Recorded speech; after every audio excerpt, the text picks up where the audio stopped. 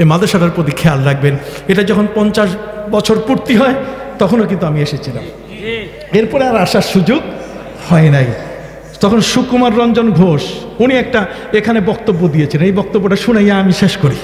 উনি একটা বক্তব্য দিয়েছিলেন, উনি বলছেন যে আমি একটা এই সুকুমার রঞ্জন ঘোষ আপনাদের এই এলাকার এমপি, কথা বুঝতে পারছেন? উনি বলছিলেন, ওইটা আমার মনে আছে, এই যে কত আগে 50 বছর পূর্তি হয়েছে, হ্যাঁ, তো 9 বছর আগের ঘটনা কইতেছি। উনি বলছেন একটা মাইক্রোবাসে আমরা কিছু লোক চিটাগাং যাচ্ছিলাম, তো পথের মধ্যে একটা মাজার আছে, এই মাজারে সবাই যত ড্রাইভার আছে এরা আসতে ওখানে একটু স্লো করে, তারপর গাড়িটা আগায় নিয়ে তারপর স্পিড দেয়, কথা বুঝেন নাই, একটু সম্মান দেখায়। আমার ড্রাইভারটা এইটা বোধহয় সম্পূর্ণ ওয়াহাবি মার্কার ড্রাইভার, ওটা মাজার কবর কিছুই বিশ্বাস করে না, কথা বুঝেন নাই, এটা পুরা লামজাবি ড্রাইভার। এটা এমন একটা ড্রাইভার, এটা কোনো মতেই কবরের মধ্যে যিনি আছে দাম টাম কিচ্ছু দেয় না, অথচ কবরে যিনি আছে তার দাম। দেওবন্দ মাদ্রাসার শব্বির আহমদ উসমানী বাবু জাহেরের পাশে যার কবর, প্রতিদিন আসরের নামাজের পরে ছাত্ররা বই নিয়ে মাদুরের উপরে বসে যায়। আমি জিজ্ঞাসা করেছি তোমরা এটা করো কেন? কয় ক্লাসে যেভাবে বুঝি তার চেয়ে বেশি বোঝা যায় ওনার কবরের পাশে আসলে, রুহানি তাসাব একটা রুহানিয়ত সৃষ্টি হয়ে যায়।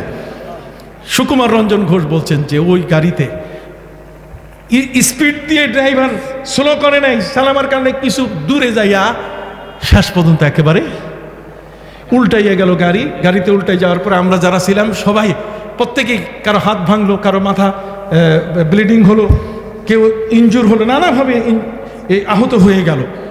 আমি একজন অমুসলিম হিন্দু মানুষ, আমি কি বলবো, আমার তোর কিছু জানা নাই। আমি তখন ওইখানে পড়া শুরু করলাম, লা ইলাহা ইল্লা আনতা সুবহানাকা ইন্নী কুনতু মিনাজ জালিমিন। আমার আর কিছু জানা নাই, দেখি এটা পড়া যায় কিনা। পড়ার পরে উনি এখানে বক্তব্য দিয়েছে, কথা বুঝলেন তো? উনি বলছেন যে শেষ পর্যন্ত দেখলাম যে আমার একটা পশম পর্যন্ত নষ্ট হয় নাই, আমি কোরআন পড়ছি।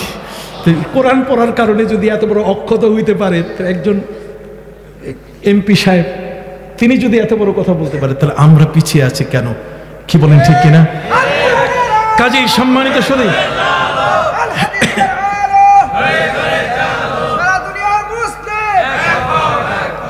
সম্মানিত শুধু আর আগাবো না, অনেক বড় বেয়াদবি হয়ে গেছে। বড় মাদ্রাসার বড় মুহাদ্দিস, বড় মাদ্রাসার কি বড় মুহাদ্দিস আসছে, এই জন্য তাকে আমি রেখে গেলাম। আপনারা কেউ যাবেন না, সবাই ভালো থাকেন, সুস্থ থাকেন, মাননীয় প্রধানমন্ত্রীর জন্য দোয়া করবেন। আসসালামু আলাইকুম ওয়া রাহমাতুল্লাহি ওয়া বারাকাতুহু।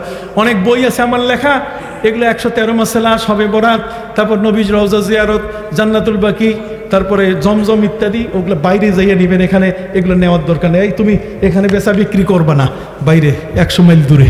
আসসালামু আলাইকুম ওয়া রাহমাতুল্লাহি ওয়া বারাকাতুহু।